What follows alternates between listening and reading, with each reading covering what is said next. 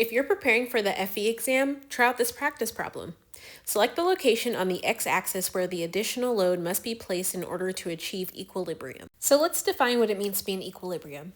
To be in equilibrium means that there is no movement in the bar, so the sum of the forces in the x direction is equal to 0.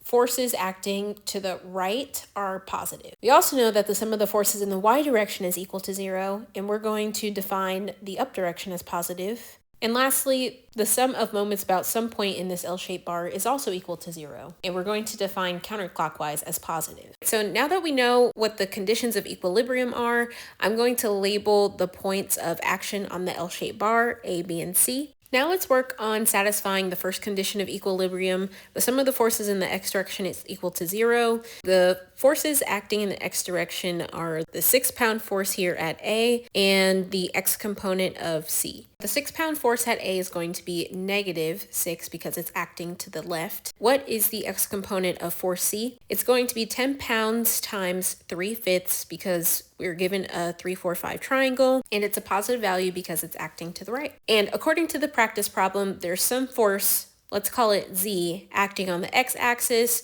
We don't know what the x component of this force is, so we're just going to leave it as Z of x. If we simplify this equation, we get -6 plus 6 plus Z of x equals 0, which leaves us with Z of x is equal to 0. So force C does not have an x component. Now let's satisfy the second condition of equilibrium. The sum of the forces in the y direction is equal to 0. What forces are acting in the y direction? We have a positive 6-pound force at point A. We have a negative 10-pound force at point B. And then we have a positive y component of C. The y component of C is going to be 10 pounds times 4/5 using the 3, 4, 5 triangle. And then we need to also add the y component of force C. If we simplify this equation, we're going to get Z of y is equal to -4 pounds. And using our coordinate system, we know if it's negative, that means it's acting downwards. So we found the magnitude of force C, but the question is asking us where it is acting along the x-axis. So to find that, we will need to satisfy the last condition of equilibrium, the sum of moments about some point. We're going to choose A in this instance so that we don't have to calculate the moments of the 6-pound forces. The sum of moments about point A is going to be 0. What forces are creating moments in the L-shaped bar? We have this 10-pound force here at B. If we were to pin the L-shaped bar at point A and only apply force B, it would turn clockwise. Clockwise is negative in our coordinate system, so it's going to be -10, and we know moments are force times distance. The distance is going to be the perpendicular distance from the line of action of the force to the point which you're taking a moment about. For force B, it's going to be 1, 2, 3. The moment created by the y component of force C is going to create a positive moment.